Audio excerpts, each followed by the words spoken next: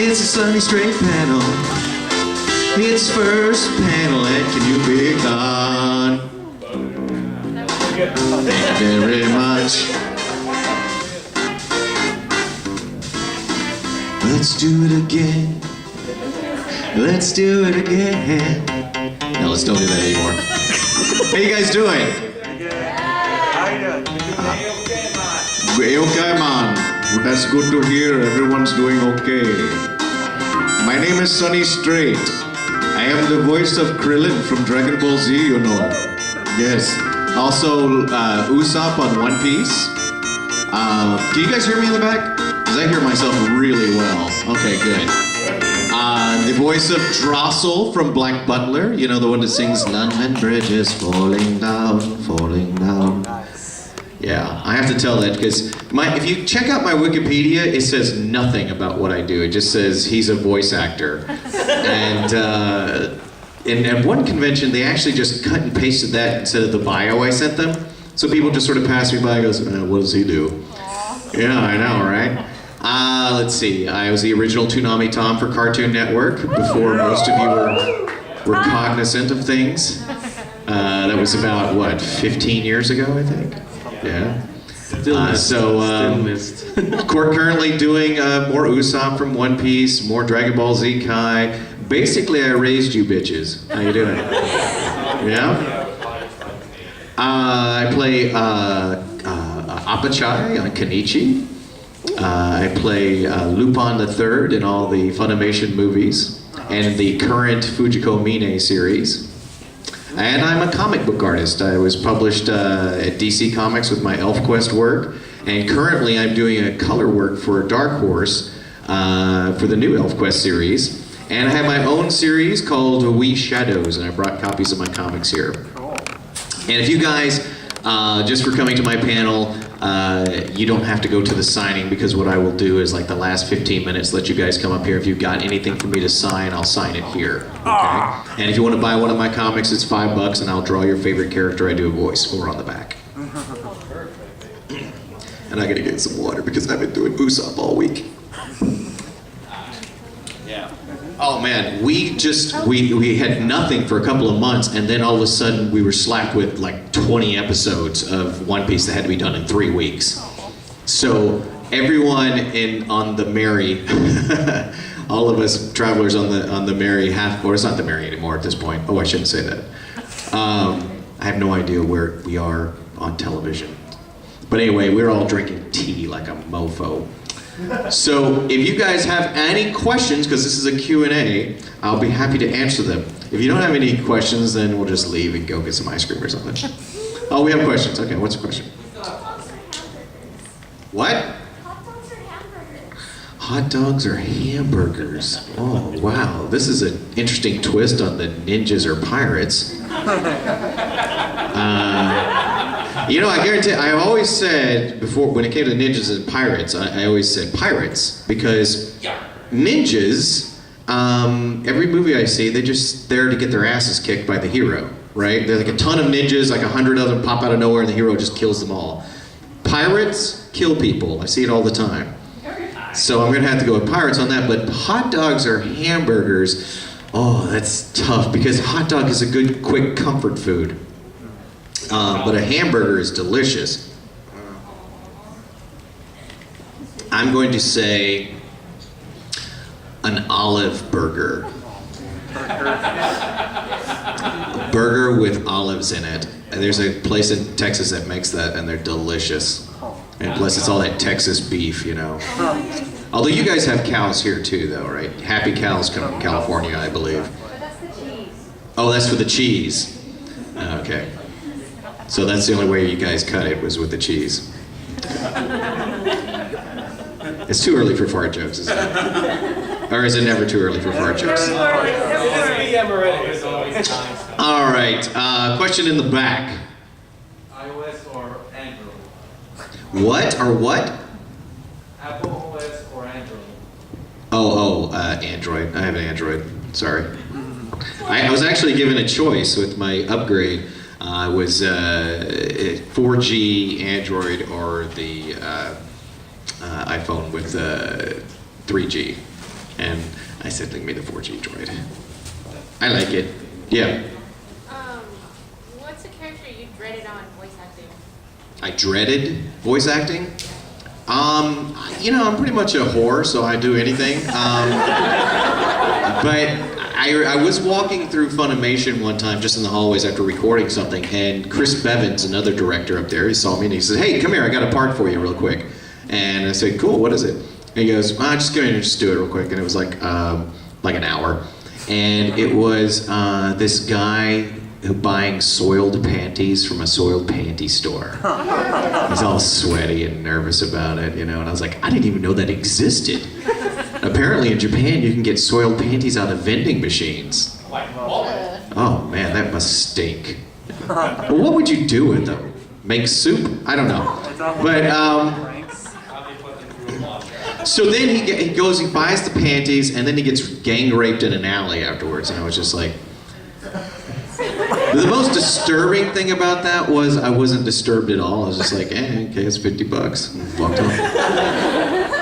Wow. So there's nothing I dread doing. I do dread sometimes doing a lot of Usopp in a row. Usopp is my favorite character, the voice. But because he talks like this and screams most of his lines, it's really painful after a while. I mean, Krillin I can do all day, because Krillin's very cool and laid back. But Usopp has that hitch in his voice? Oh my god, that's painful. Yeah. Any other questions? Yes, ma'am. Who is your favorite character to voice as? I'm gonna have to say Usopp. It used to be Krillin, but Usopp has really surprised me in the past year or so. There's some scenes in the Water 7 story arc where he is frustrated and angry and crying and all at the same time. And I've actually found myself while I was recording it, crying while I was recording it. And I was like, holy crap, that's never happened before. So he got to be favored. Although I did love doing Maze Hughes on Fullmetal Alchemist. That was a good part too. That's what Chris Sabat calls a coffee drinking role, where you really don't have to strain your voice. You just sort of go in and be yourself for a while, And he's like me, but his voice is a little bit more like this. It's a little bit more, a little more energy to it. Hey, Roy, how you doing? It's Mace. Just calling because I was thinking about you the other day. We're out at the beach, and I was taking pictures of my daughter Alicia, and she was wearing a bikini. And oh my God, I know she's a little young for a bikini, but she looks so adorable. Now listen, man. If you got yourself a wife, you could have a baby, and then you could take pictures of that, and then we could exchange albums. It'd be awesome. Get yourself a wife. Yeah. What was your personal reaction to playing the character Bardock? Bardock. Frieza, we don't work for you anymore. Got it? That was good because then you just get to play the badasses. But yeah. Really, son. And that is your imitation of... No, I'm just kidding. It's Frieza. I know. It's very good. Very good. Yeah. That was a fun part to play because he's a badass, and very tough. I generally play the goofballs. Woohoo! I got cast as Ragnarok in Soul Eater, the thing on Sana's back, or not Sana. What's the name? Kronos? What's the name of it? Krona. Sana. I was thinking of Ikoda-cha, where I played Shinjiro. It's a completely different character than Ragnarok. Ragnarok was like this. I got this one. I didn't have to audition for that. They just said, hey, I got a part that's perfect for you. And it was this evil demon, right, who screams as a sword. I was like, this is so cool. And I was like, why did he cast me as this, It's like, because I don't ever play parts like this. And then, like a few episodes in, he becomes this chibi thing that sounds like an angry Krillin. Krillin, I hate you! And I was like, oh, that's why you cast me. You didn't see anything different in me at all. He gets small. Yeah. Any other questions? Yes. When you're doing the voice acting, is it like you're just sitting there with the script in front of you and a microphone, or what is it? Could you describe that a little bit? It used to be that way. It used to be we had a music stand with the script and then a video in front of us, and you'd watch the video play through once, and then you'd go back and record it on top of it. But now we've gotten rid of the musical stand. We just have two screens. One has the script and one has the video. Some ways I missed just the old paper script because we could make notes on it, you know, and I would circle words I wanted to inflect and I wanted to put emphasis on, and I would, you know, underline things that I had trouble with that had like kind of tongue twisters in them, you know, so that I would know that they're coming up in a big paragraph. But I see the future we'll be able to just touch the screen and make notes, but that's not happening yet. All right, cool. Thank you. Yeah, you're welcome. Any other questions? Yes. Well, I was a theater major in college, yeah, and my goal was to be a theater professor. But while I was in college, I met this guy drawing his own comic book series called The Sex Gophers from Hell, and I thought it was really funny.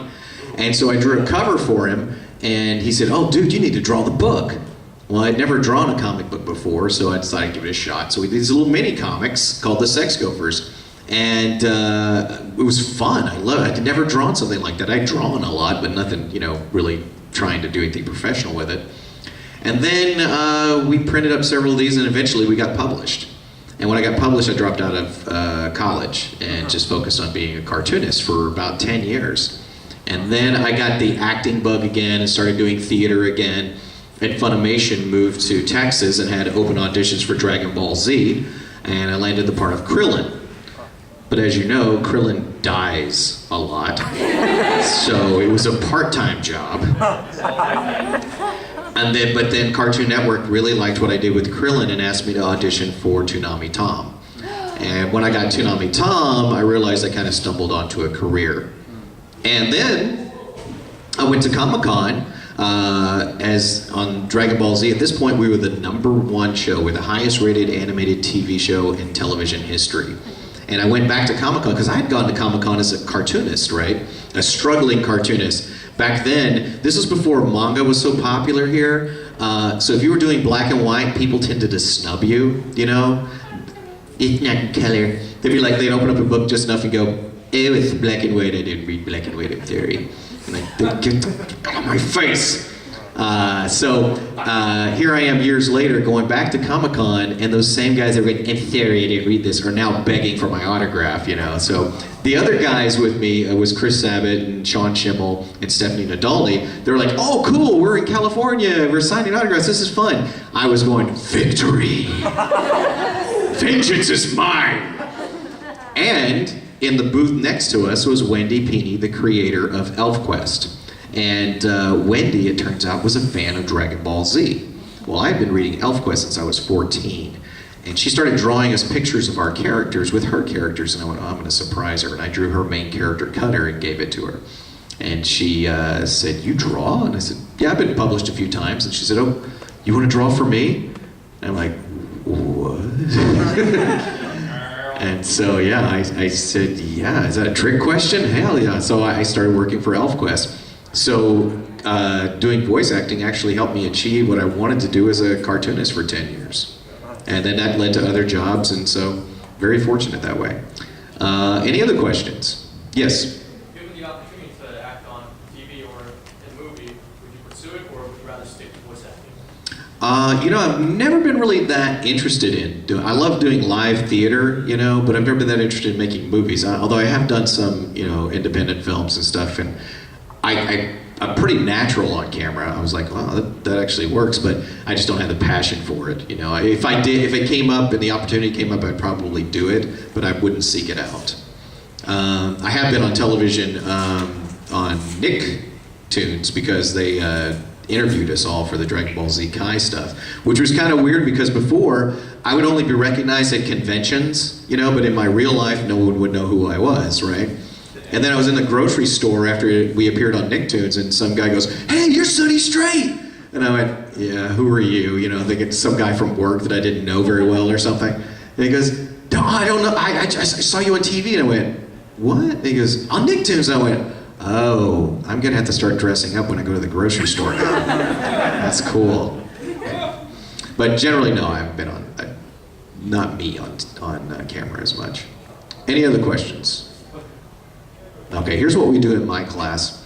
If you don't ask any questions, I make everyone in this class ask a question, and this has become a class now because I was going to be a theater professor, and I start with you. Yes, you, sir. You'll have to ask a question, and then the next person will, then the next person will. I see this girl's really shy. She's going, So if you're a hero, if you feel like you're a hero inside and you want to save the shy people in this room, then you can ask a question now. Otherwise, it becomes very painful, which I don't mind, honestly. I like it painful. But we have some heroes in the room. How about you in the back, Tony? What's your question?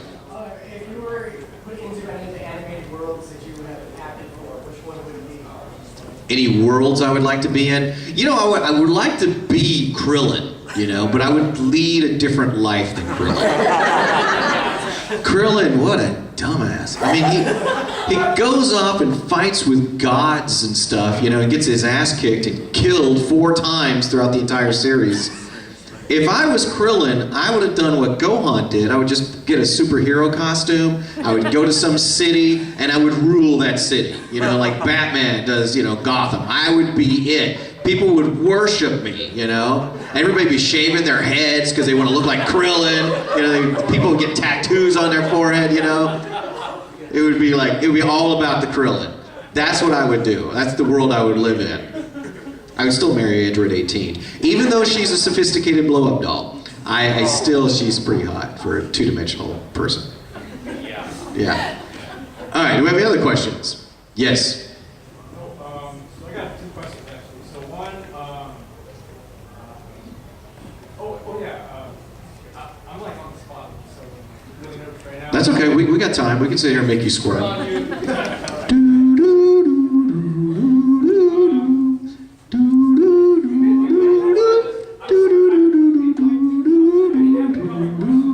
I'm not helping, am I? You know what though, dude? I've been in your spot because I used to go to conventions all the time. When I wanted to be a cartoonist, and I would go to the comic book conventions, and I would sit in panels, you know, and I would get there and I would like just completely blank out. You know, I was like, I remember talking to people one-on-one, they'd be reviewing my work, and then I just go, nothing's coming out right. So you're doing much better than I did. Did the question come to you yet? If there's one voice actor that you want to work with, living or dead, who would you want to work with? Mel Blanc, the guy who did Bugs Bunny, Porky Pig, Daffy Duck. I love Mel Blanc. That's my hero. Me, what's up, Doc? Yeah, I love Doc. I love that guy. That guy created so many characters, you know, and you know, when I scream for Usopp, sometimes I'm worried about like, oh man, this is really messing up my voice, right? But I remember seeing Mel Blanc in interviews when he was like 80, and even in his 60s and 70s, and he talked like this, you know? And it was like, but he made a career out of it, you know? That's a sacrifice you're making. It's kind of like alchemy. You can't get something for nothing. Do you remember your second question? You so proudly said up front, I've got 2 questions, zombie. No, they were like, I had 2, well, one of them I already asked. All right, if you remember it, I'll come back to you. Do you have any other questions in the room? Yes. Have you ever played a tabletop game, and if yes, have you done it as Krillin? Like tabletop games? Tabletop role-playing. Role-playing games? Yeah. Role-playing. You know, I played role-playing games. I played Drunken and Dragons. That's how we played in my neighborhood. There were no dungeons. This is a bunch of drunks sitting around drinking and pretending to be elves. No, Dungeons and Dragons. I played Dungeons and Dragon and Dragons. That's what you said? That's funny. Yeah, we played Dragons and Dragons. 420 every day. We played Dragons and Dragons. Dude, I can't remember where you are. Just roll the dice. I'm gonna say you got your saving roll. That's what I'm gonna say. Now pass it. Okay. So when I was a kid, I heard about Dungeons and Dragons for the first time. This is when it just first came out. They even made a movie with Tom Hanks when he was a kid called Dungeons and Dragons or something like that. But he was a guy who went insane, this kid that went insane playing the game because they were so afraid people would go crazy playing Dungeons and Dragons. And so I decided I was going to play Dungeons and Dragons because I wanted to see if it would make me crazy. So I was sort of testing my sanity, you know. So I thought one of 2 things could come up. It'd either be a really cool game to play, or it'll make me insane and I get to live with dragons. You know, it'd be kind of cool. It didn't. I felt more embarrassed because the guys that were playing kind of weren't into it, you know, and it was just kind of like, you know, it felt like really sad acting class. But I later played with some people who knew what they were doing. But I haven't played a lot of them. Maybe I'd say 5 times in my life. I played the Dragon Ball Z card game. Sweet. I played that because we used to have this. What is this music? It's the Nan Cat. Oh God. Somebody shut the doors. We don't want Sony to be disturbed again. Yes, we do not want to be disturbed anymore. But they used to drive this Dragon Ball Z Hummer around to all the signing locations at malls and conventions. And it was when Hummers first came out, you know, they looked like the military ones, but this was sleek and black and people didn't know what it was and they were kind of frightened of it. Some people worshiped them. And yes, there were a couple of Sumerian gods that were actually possessed by them. But it doesn't matter, the Hummer was around. And people would ask, hey, do you guys drive that Hummer? I'm like, no, they fly us in and they have a driver for the Hummer. But then it got me thinking, I went, that would be cool. So I went to one of the directors at Score Entertainment who make the Dragon Ball Z card game, and I said, hey, wouldn't it be cool if one of us drove that Hummer around the country? And she said, who'd be stupid enough to do that? And I went, I would. And this was before I was married, so I thought, yeah, this would be cool. They would pay me to drive around the country, which I always wanted to drive around the country anyway. So they did, and I played, what it was the Krillin Battle to the Max Tour. And I would stop at places and I would play kids the game. If they could beat me, I gave them a prize. And at first that was really easy because that game gave me a headache. But by the end of the tour, I was so good at this game, I had to cheat on myself so people could get prizes. I'd be like, oh, don't play that one. You're gonna kick his ass too quick. I was like, but yeah, I don't remember what the question was. I hope I answered it. I seemed to went off on a Dragon Ball Z tour thing. Any other questions? Yes. Out of all the characters you voiced, who would you want to be in real life and what would you do first? Who would I want to be in real life? I gotta really think about that because most of them die. So not Toonami Tom, and he died. Not Krillin, he died and died and died and died. Not Maze Hughes because he died and then died. Let's see, you know, oh, I was gonna say Usopp. But I really don't want to be Usopp. He takes a lot of damage. I'm going to say Lupin the Third. He gets the chicks, and he has an exciting life, and he hardly ever gets hurt. Yeah, I like that. Any other questions? Oh, you remember your second question now? Yeah. Cool. Do you have any upcoming projects? Yeah, currently we are doing One Piece out the wazoo. They just released Control, which I played Takadazaki on. And let's see, we're doing Dragon Ball Z Kai, of course. And I am currently working for Dark Horse Comics, coloring for ElfQuest. Yeah, I just started page 1 this week, and I can't wait to get home because there's going to be pages waiting for me. Yeah. Did you have a question? Did you raise your hand? You. Yes, you did. You? Did you scratch your head? Is that what you did? Okay. I like she's just miming. Yes? Are there any animes that you've acted in that you really liked and went back and watched the entire thing? You know what's weird is I was barely in Fruits Basket, but I watched the entire series. And I wouldn't normally watch a show like that because I just thought it was like a girl's show, you know, and I'm a boy. I am a boy. I'll prove it. But Justin Cook, who directed that, he and I were at a convention together, and he said, "Hey, have you seen Fruits Basket yet?" And I went, "I just don't think that's my kind of show." And he said, "What?" And so he handed me like a stack of them. He said, "I want you to watch these." And I went, "Okay, whatever." And so a couple weeks passed, and my wife and daughter and I were sitting around the house, and yes, I am Maze Hughes, and bored to death. And they said, well, let's watch this. You know, we'll watch one episode. If it's not good, we'll stop watching it. So 3 of us sat and watched it, and we did not get up until the entire series was done. We spent the entire day, like probably 12 hours watching that show. It was good. We liked it. And yes, I am Maze Hughes. I was typecast in that, apparently. There's a line that we had to audition with that was in the show. It was, sorry, but I have a wife and daughter to go home to. And I did that in the audition, and then Colleen Klinkenbeard was holding the audition, and she said, hey, we're going to go out for drinks after the auditions today. You want to come with us? And I said, sorry, but I have a wife and daughter to go home to. And then she laughed, and I walked out the door, and she said that as soon as the door closed, I went, oh my God, he is Hughes. So that's how I got that part. I bet you made her very happy. Yes, I did. Very, very happy. Any other questions? You're a madman, aren't you? Yes. You have a question now? Or are you just scratching the air now? What is your question? So your bio says that you got to do some directing too. How did you talk them into letting you do that? It was, I had to sleep with Chris Sabat. It's not something I'm completely proud of, but not something I completely regret either. It was a rather life-changing experience for me. It opened myself up to many things. It was right after that I started watching Fruits Basket. No, what happened was that, you know, I had directed a lot of theater, but I'd never done voice acting directing.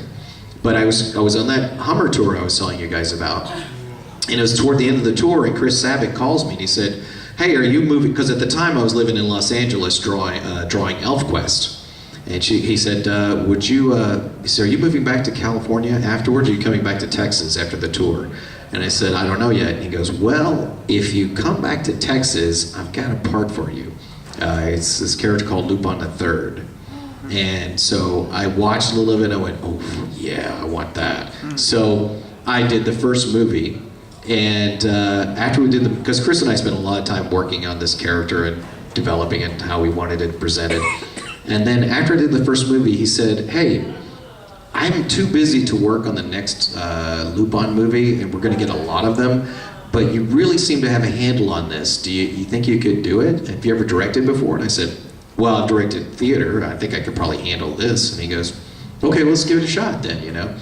And so I did that, and they liked the way I did the first one, so they just kept giving me more and more, and then I started doing Dragon Ball Z and Dragon Ball, and I directed some Case Closed episodes. I directed a lot of shows at Funimation for a while. Which pays better? Acting pays a lot better. It pays, I'm not going to tell you exactly how much we make, but acting is twice as much an hour as directing. But the best paying job, I think, is writing at Funimation. Yeah, because, you know, if you get into a groove, you can get to scripts done pretty quick and make, you know, pretty good money doing that. But that's how I got into that. I stopped directing. I was actually approached to be a producer at Funimation many years ago when a lot of our directors became producers. But I also got an offer to be published at Tokyo Pop with my comic book series, We Shadows. And there's no way you can draw a comic book and direct at the same time, so I had to turn it down. So I directed a few sub for people every now and then, but generally I don't get to direct anymore because I just don't have the time. If you could turn all of those, any one of those hats into a full-time career gig, not be able to. You mean if I had to pick one? You had to pick one. I don't know. I just like being creative, you know, and I love voice acting, and I get a lot of pride out of drawing a comic book. You know, I would have to choose drawing comics, you know, because it doesn't pay as well as my other gigs, but I love it, you know. But I really hate to give up acting. Good thing I don't have to. Yeah. You were voice acting. Do you have any like really good gaps? Any good what? Gaps, like bloopers. Yeah, we do it all the time, though. I mean, what people, it's so funny because every time I'm up here, I always think I'm going to remember some of these things that happened, and I never do. And the problem is that when we're recording, every line is a gaffe because we're always joking in the booth, you know, because it keeps your energy up and everything. So I have some good stories, you know. I like to tell a story about when I was directing Sean Schimmel, the voice of Goku. He was playing a villain in one of my Lupin movies, and Sean had gas that day. He was farting quite a bit, and he was like this. He was like, "Dude, you do not want to come in this booth." And I said, "Keep that door closed." So it was Krillin and Goku yelling at each other all day, and so when he was finished for the day, he got out of the booth and closed the door really quick. To his credit, you know, because he didn't want to share, and he left. And I went to get some coffee and went back in the booth, and then it was Laura Bailey's turn to record. Right, you guys are already finishing this story. I forgot what had happened in that booth all day. So she just walks in the booth, you know, not knowing anything that's going on, shuts the door behind her, and I'm looking over here and I would say, okay, Laura, the character I want you to play today requires, and I hear, and I went, what's wrong? And she goes, what is that smell? And I went, oh no, get out! Abort! Abort! And she's running out going, what's that? Oh. It was really an unholy smell. And I went, oh, Sean had gas in there. And she goes, oh! And I told Sean about that the next day, and he said, yes. He's an evil bastard. You have to respect that kind of evil. But you know, Laura Bailey has it coming, because Laura Bailey is the biggest prankster I've known. And you don't expect it from her. She seems so sweet, right? But she's not. She's evil incarnate. I was at, you remember back when we had MySpace, when people cared about MySpace, right? I was over at Okatron 5000, and that's Chris Sabat's studio. And on a break, I was checking my MySpace, and I left myself logged in. When I got home, my profile picture was this 90-year-old woman in a bikini. I left it up. I left it up for weeks. And then I wrote Weight Watchers is working and stuff. And then 2 weeks later, I get a message on MySpace from Laura Bailey saying, that's what I love about you. You left it up. And I went, that was you? Oh, you evil bitch. B word. Yeah, what? What a B word. The B word, yes. You have to watch me. I do not curve my tongue. I try to. And I've really bit my tongue on this panel already 3 times on the F word. So if I do just go, you know, really loud, you know, beep over me. Fudge, yes.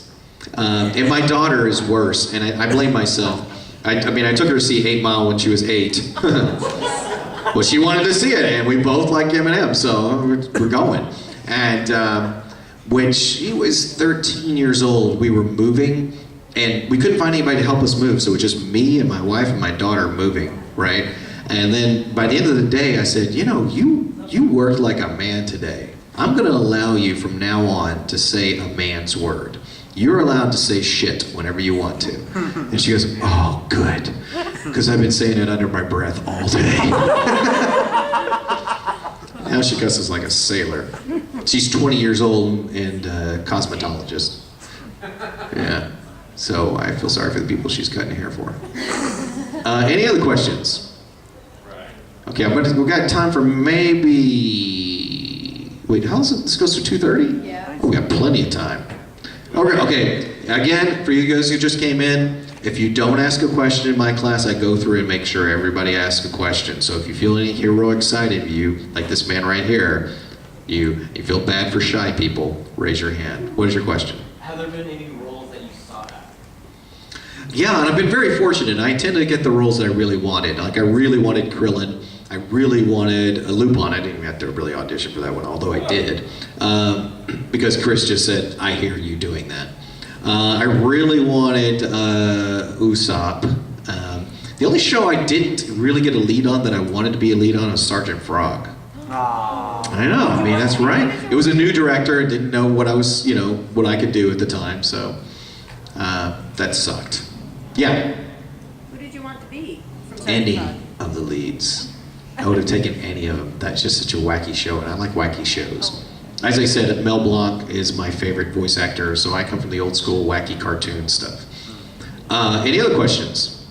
Yeah. Are you a gamer? And what platform do you play games? It's been a long time since I played any games. When I was negotiating my contract with Tokyo Pop, I found City of Heroes. That tells you how long ago this was. 2003, I think, maybe. Yeah. And I started playing City of Heroes like a madman. I was like, I love this game, right? And when I finally signed the contract, it took 6 months of negotiations to get that contract signed. When I signed it, I took it off the computer and never looked at it again because I knew that I would waste all my time. And I just don't have time to play video games. And I also played Wizard 101. I played that for a while too. But generally I just don't have time. I wish I did, because I feel kind of like I should know these things, because like I act in voice act in video games, you know, like I was Splosion Man in Splosion Man. Borderlands 2, I played the psychos, you know, on the cover. So I should know these things, but I just don't have time. Yeah, in the back. Marvel or DC? A little of both. I really can't choose between them because there are certain books I read on both of them. Yeah. Marvel or Capcom? Oh, Marvel. I don't know anything about Capcom, really. And when they came out with the games, you know, the versus, you know, I always play the Marvel characters. Yeah. So I've asked this question to the previous voice actors that I've met, and they've given me a silence. My question to you is, if you get to voice any female characters, what kind of character would it be? Somebody really hot and slutty. Who takes a lot of baths. Actually, I had to play a female character. Well, Lupin III, in all the movies, he tends to find some character in the movie who he puts on a costume and pretends to be. And in one movie, it was Caitlin Glass was in it, and I had to imitate Caitlin Glass. And you know, usually this is a really easy job for me because I like mocking people, right? But it was really hard to make a convincing woman, you know, and it took me a long time to get it. That Caitlin Glass, you know who Caitlin Glass is, don't you? Yes. Plays Cammy. And what is that game? You know, Cammy, the one with the... What? Street Fighter, thank you. My brain's not working yet. But yeah, but she plays that now, but you know what? You guys have to credit me for her being in that role, because when I was directing her, she was very green, but she was brilliant. I mean, this girl from the... Open up the box, she could act. But her fight scenes were terrible. You know, she would be like, it sounded hot, but it didn't sound like, you know, anything we could use. And so I said, Caitlin, have you ever been in a fight? She goes, well, when I was in high school once, a guy said I had a fat ass, so I slapped him. And I went, okay, you're an actor. You know, use that anger and that aggression, you know, that you had in that moment and put it in there. Now, when we record at Funimation, what you hear is 3 beeps, deet, deet, deet, and then on the 4th beep, where that would be, that's when you start speaking, okay? So she's getting in there and she's ready to record, and she hears beep, beep, beep, fat ass, and she goes, wow, wow, and she's just kicking ass, you know? And so yeah, you guys have me to thank for Cammy. You know? I taught her how to kick ass by calling her a fat ass. Now the thing is, Caitlin Glass has a lovely ass, and I know this is being recorded now, so Caitlin, I don't want you to think that I think you have a fat ass. You don't. I was just trying to get that reaction out of you. You have a very lovely ass, and I can't stop staring at it. Give my regards to your husband. All right, moving on. Any other questions? No? Yes? What was the best part of playing Tom? The money. You know, I was really green. The only thing I had done at that point is Krillin. And when we were talking, I was talking to the director and negotiating my contract, he said, well, you know, how much are you expecting to make, and blah, blah, blah, you know, and I said, well, at Funimation I get paid by the hour. And he goes, and I was like, whoa, was that wrong?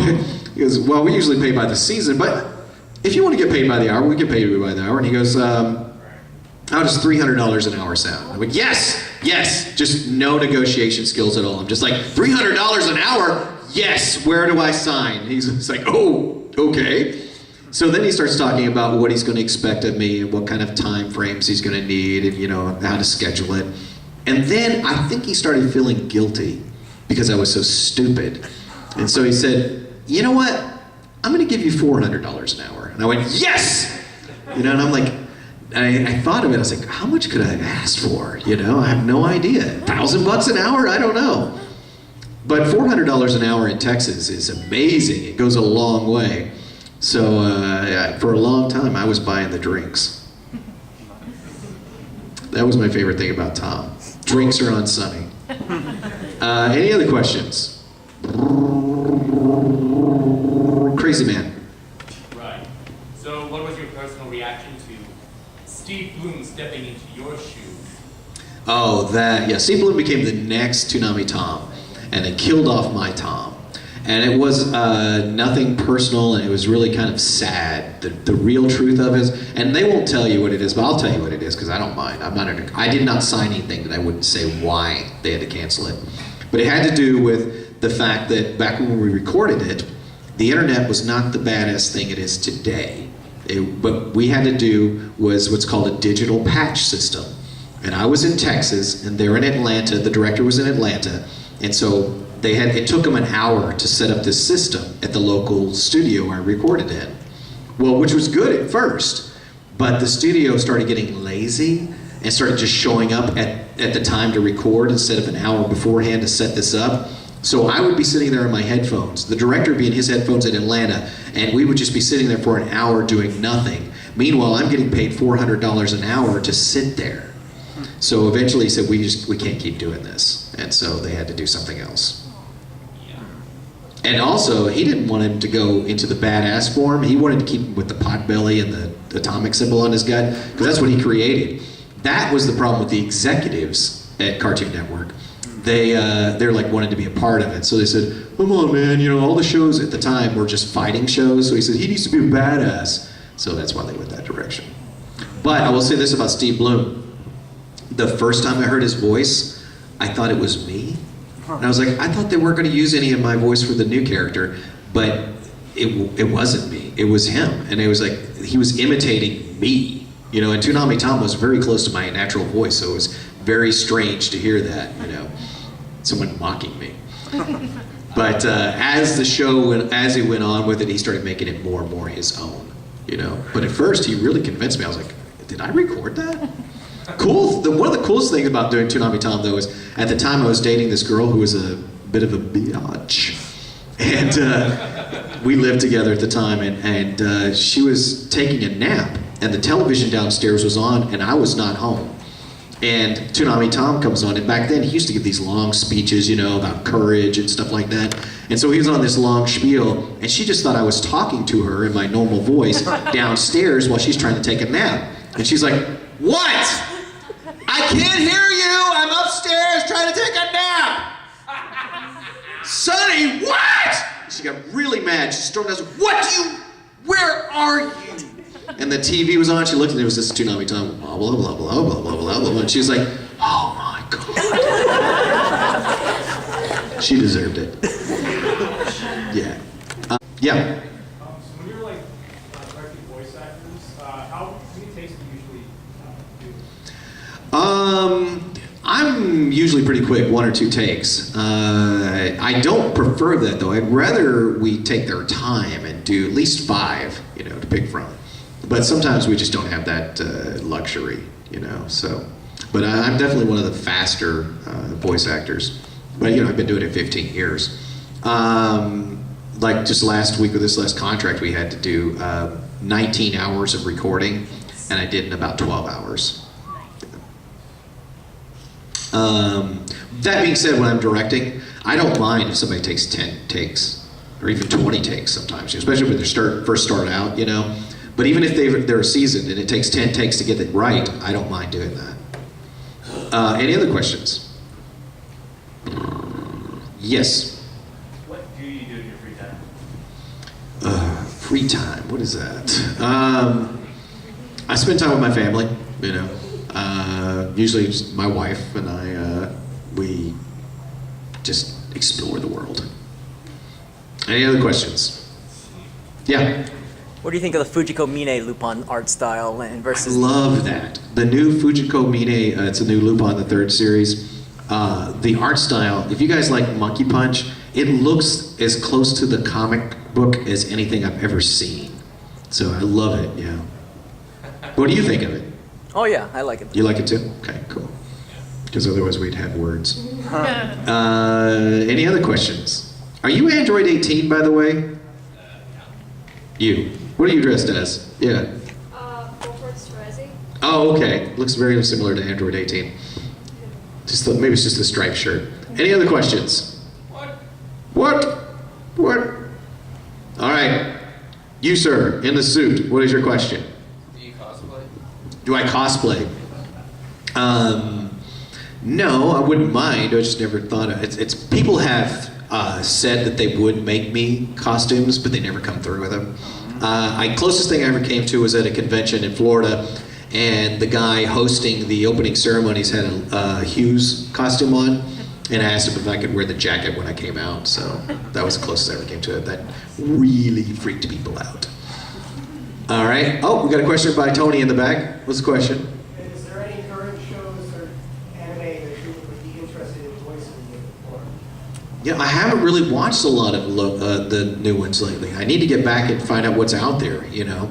But at the same time, I'm playing Usopp on a show that probably has another 10 years on it, you know, so my job security is going to be set for a while. Any other questions? Yes? Any roles I regretted taking? No, I have no regrets. Even my girlfriends, I don't regret them. Even the ones that cause me nothing but nightmares. We all grow from that. You were going to get me food. Did you get me food? I was going to get you food on the side, but yeah, I get you something. You know what? Tell you what, we're signing in probably about 10 minutes. So if I could snack while I'm signing, that would be awesome. Yeah, appreciate that. I only said that because my stomach growled. What was your question? How did voice acting change your life with your family? Like, does your family support Well, you? I met my family after I was already a voice actor. Oh, you mean my mother and parents and stuff like that? That changed a bit. My mom and both my parents. My dad taught me how to do cartoon voices when I was 4. He used to do Donald Duck, and he would come on and go, you know. And I'd watch him do it one time, and then I practiced. I remember practicing all day long. And when he came home, he went, so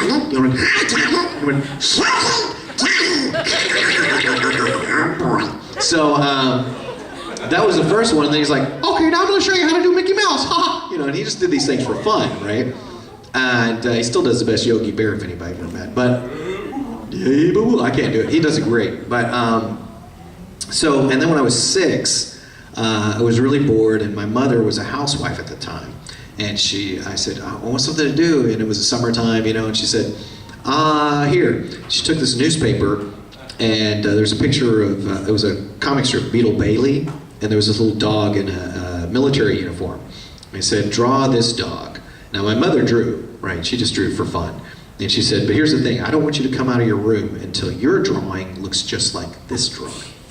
So I was like, okay, it's like some kind of puzzle to figure out, right? And I realized if I locked my eyes on one line, I could sort of draw it off to the side, you know? And so the first time I ever tried to draw something, I took it back to her. And she looked at it and she goes, that's good, but don't trace it next time. And I went, I didn't trace it. She said, I'm gonna show you how I know you trace it. You just put it on top of this and line it up. And she was like, you didn't trace this, did you? And I went, no. And she goes, now draw this, draw this. She kept encouraging me to draw. So really, I got into the arts to, you know, please my parents.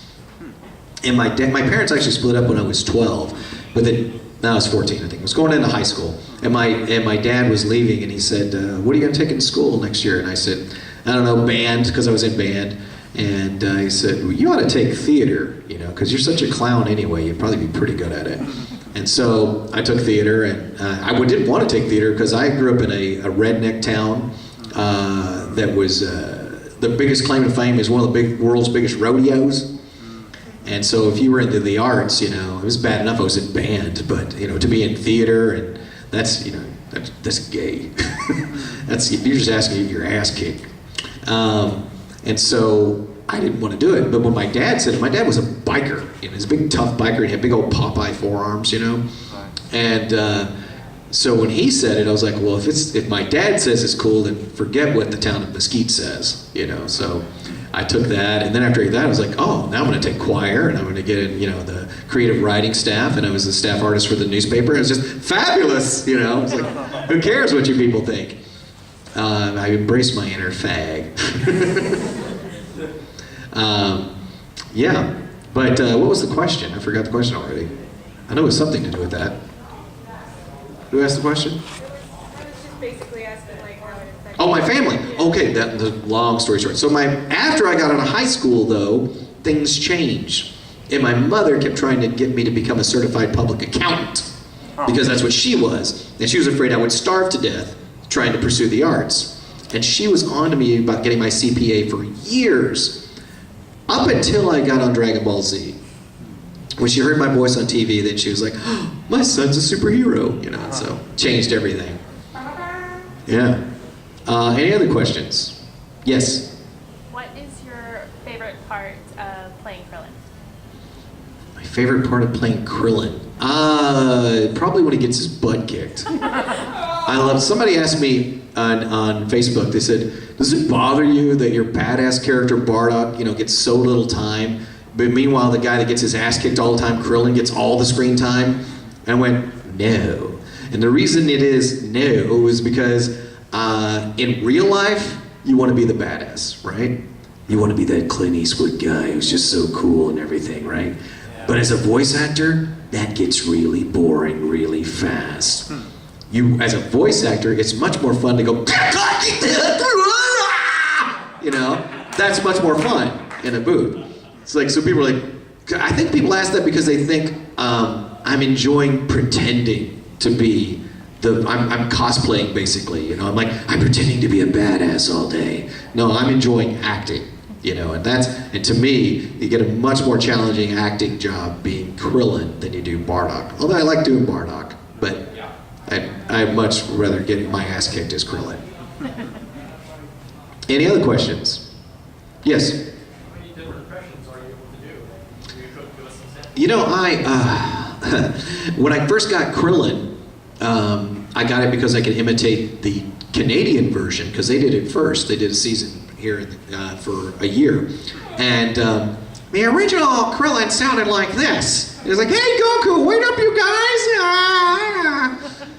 And the first week I was recording, the director, Barry Watson, now we record in Texas and Barry is very Texan, he's like, I sounds just like Krillin from the original Krillin here, but I can't stand that voice. I went, well, that's why you cast me. And he goes, yeah, but can you do something different? And I went, what do you want? And he goes, I don't know, Krillin's a midget, but he's the world's strongest human being. And first of all, you're not politically correct at all. But, and I started thinking about it, because Popeye is my favorite character of any genre. And I always wanted to play Popeye. So I said, how about Popeye on helium? And he's like, what would that sound like? And I went, I don't know, something like this. Come on, guys, let's go! And he went, yeah, use that. And so I actually got to do my Popeye. Well, blow me down.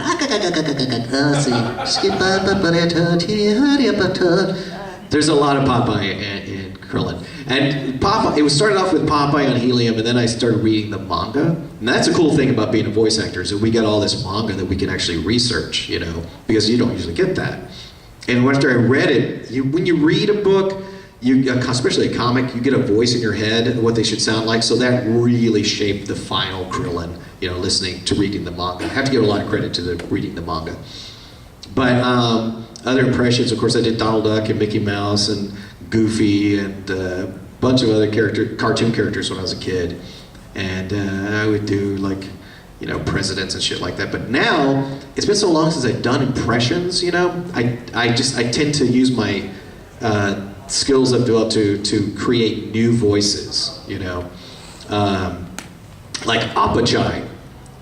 The original, you ever seen Kenichi yet? Yep. Mm-hmm. Yeah. The original Apachai sounds like this all the time. It's like, things on this level, right? And he says, Appa! A lot, right? Well, I saw the original Japanese and I went, that's cool. And Apachai is supposed to be from a foreign land, so we were going to use some sort of accent on him, right? And I thought, wouldn't it be funnier, though, if he talked like this and would slip into Appa as like a nervous tick, So he'd be like, Muay Thai is the art of killing a man, Appa! And I did that at the audition and got cast for that, because it was different. Usually we don't stray from the Japanese, but it was different in a way that they thought it could work really well, and so we did. And a lot of people tell me that's their favorite character on the show now. Any other questions? Yes? What's been the oddest moment in a convention so far?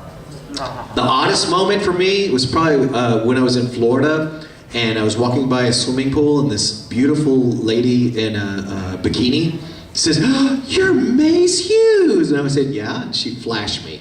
Yeah, I was like, I said, "I'm sorry, I missed that. Could you do it again?" And there's a guy in the water next to her, apparently he's a friend of hers, I found out later, and he was like this. And I said, "Son, you owe me." But yeah, it's probably the weirdest, coolest thing. All right, guys, and we got about 30 minutes left in this panel. So what I would like to do, if you have anything you want me to sign, it could be your badge or something, posters or whatever you got, I'll be happy to do that. We'll just form a line right here and go in this way. Ernst, come up this way now. And if you want to get a copy of my book, as I said, it's $5, and I will draw your favorite character I do a voice for on the back in gold. So thank you guys for showing up. Domo, arigato.